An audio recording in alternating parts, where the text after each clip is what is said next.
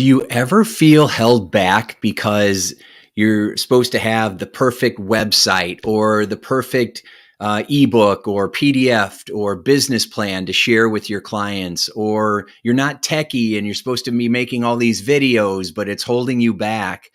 If you feel like you're supposed to have all this other stuff before in place before you can actually work with some clients, then you are operating from a false belief, right? So let me share a quick story with you. Back in the day, 20 something years ago, when I was out there trying to figure out how to grow my tiny little hypnosis practice back in 1995, I listened to a coach who said that in order to grow your business, you have to have a really great brochure, a brochure that grabs attention, that tells people exactly what they want to hear, that addresses their pain points, and then shows them the benefits of how you're going to help them, and that has a really great call to action. And then you got to get those brochures out everywhere. And so I struggled with that. In fact, everywhere I went, I was swiping brochures from people trying to figure out which are the best brochures that, there are. And I was cutting out different pieces and trying to glue them to pieces of paper. And I spent months trying to create the perfect brochure. And my wife said, "You're so good at speaking. Why don't you get out there and just talk to people? Why don't you book a talk at the local bookstore or at a library or the Kiwanis Club or anywhere where there's going to be people who have stress and anxiety or bad habits," which is pretty much everywhere. And she said, "Why don't you get out there and just talk to people?" And I'm like, "Well, I can't talk to them yet because I got to give them something. I got to give them this brochure." Right. And she's just like, "You're wasting your time." And I didn't want to hear that. And she didn't know what she was talking about. And this is what the coach said that had to happen. And so this is what we had to do. And I would get really frustrated and angry and overwhelmed. And then I would work harder on trying to get that brochure done. And then I finally got it done and I put it out there. And every time I looked at it, I'm like, "Oh, I should tweak this. I should change that. I could use a different picture here. Oh, this isn't right." Right. And then I would go spend a bunch of money and get a bunch printed. And then I'd put them in every bookstore, every vitamin shop, everywhere that people would allow me to put these brochures. I would walk around in the mall and I would just sit them down on couches in the mall, anywhere I could stash some brochures. In fact, back then, I remember there was people that glued plastic holders to their car. And when they would go anywhere, they would stick brochures in these plastic holders and right on their car. And then people would walk by and I tried that too. I didn't glue it to the car, but I had one as a little hook on the window. And every once in a while, somebody would call me and they'd be like, "Hey, I got this brochure off of a car and I wasn't sure if this was legitimate or not, but I thought I would call." Right. So, but do you know how much money those brochures actually made me? Hardly anything. Hardly anything. I put all that time and all that energy into it. And when I look back on it, I realized that my wife was right. Big shock. I mean, that's how it always is. I've just learned to listen to her now and appreciate what she's saying quicker, right? So, but back then there was this fear. It's a limiting belief. That's why I always say, 28 years later, I developed the one belief away method because you're just one belief away from having a huge breakthrough in your life. And so I had a belief that this had to happen before I could be successful. And that was a limiting belief.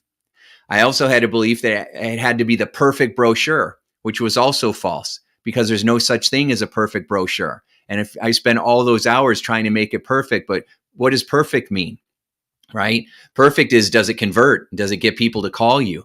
And you'll never know if you don't put something out there and get feedback, right? And so I was never putting it out there because they always had to be better and better. And so I was never getting it out there. So there was never any feedback. And that is not perfect. That is self-sabotage. But I didn't know that at the time.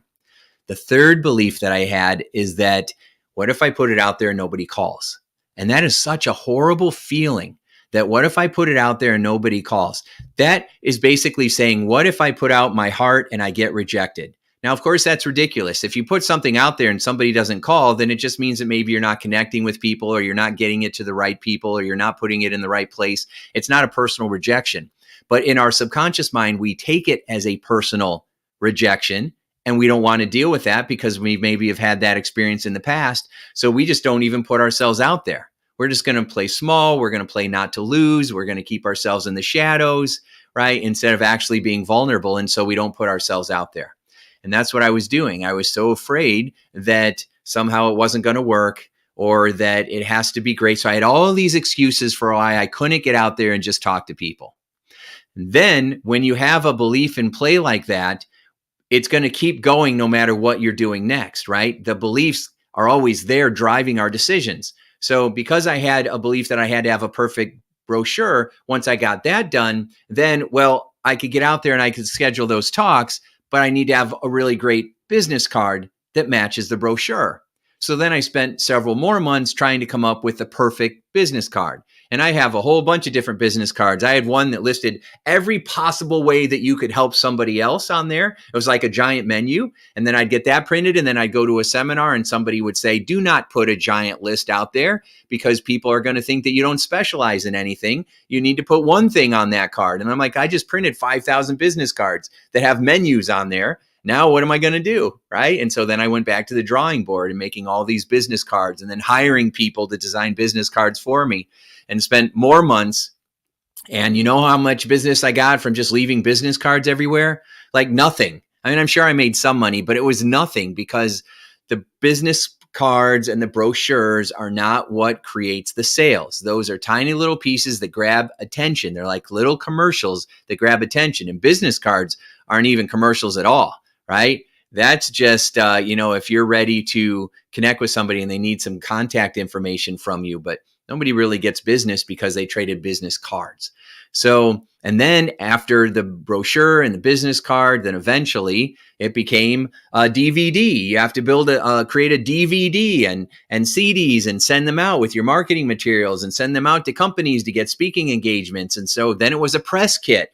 Now you got to have a press kit and you got to have a folder and it's got to have these 20 different items in there and you have to make all those items. And I was like, oh my gosh, I'm never going to be able to speak in front of a crowd until I get this press kit done. And that took me more months and, designers and printing costs and everything else. And it was just always something. And then websites. Oh my gosh. And then after websites, landing pages and funnels. And it just goes on and on and on and on, right? And so when people get overwhelmed and they're like, you know what? I just don't know this techie stuff. I just don't know how to get the website to convert, or I just got to make sure that I have my website and my autoresponder, my sequences and everything else set up, and tracking software and everything else so that I can finally see people. And I'm like, you don't.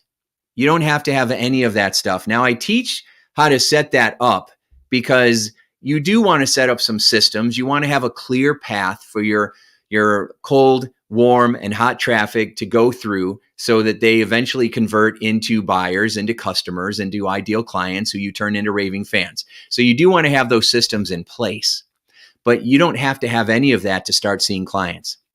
In fact, I was working with one of my private clients today, and she said, I know we were working on all this other stuff and I hired someone who's going to build all this for me and I know exactly what to put on it, but I didn't do any of that today because I just called 3 people up that were past clients and I let them know that I'm in town and they all booked sessions with me. And I said, you were too busy to do the techie stuff because you were booking sessions. That's exactly where you should be. And she's like, oh, really? I thought I was blowing it. I was afraid to get on the call because I'm like, well, I'm not going to be able to tell them that I was making progress on my website. I'm like, what's the website for? Well, to get clients. Well, you got clients, right? Yes. Well, you're making huge progress then. This is exactly what we want, right? And she's like, oh my gosh, I've been putting all this pressure on myself to have all these other things in place so I could finally call up somebody and book some sessions. She said, instead of doing all that stuff, I just jumped to the end and called them directly and then enrolled them into a coaching program. I'm like, that's right. In fact, a lot of the techniques that I teach in the 3-day Practice Amplifier program are techniques that you can use and do in 30 seconds that can get you direct contact to a client. You don't have to have a giant funnel. You just reach out to them, right? In a very strategic way. And I had one of our attendees, Bob, who did that. And during a 10-minute break, and then he texted the group and he said, hey, I just did the exercise that you said on how to reach out. And I got 2 people back and it already made me $1,700, right? And it took him all of like 2 or 3 minutes. And he didn't have to have all this techie stuff. Instead of finding reasons for why we can't because we have all these other things in our way. We got to start looking for reasons. We got to generate reasons for why we can and what we can do and jump to the end instead of feeling like we have to have all these other hoops. Look for the pieces of the puzzle or the biggest needle movers or the activities that would create the most growth. And that's almost always having a conversation with somebody that can put you in front of people, that can put you like on a podcast or on a stage, or that you could be a collaborative partner with, or that is an old client that you can rekindle a relationship with, or a new prospect that you can jump on the phone and just have a conversation with them. It's so easy once you are connecting with somebody to have a meaningful conversation.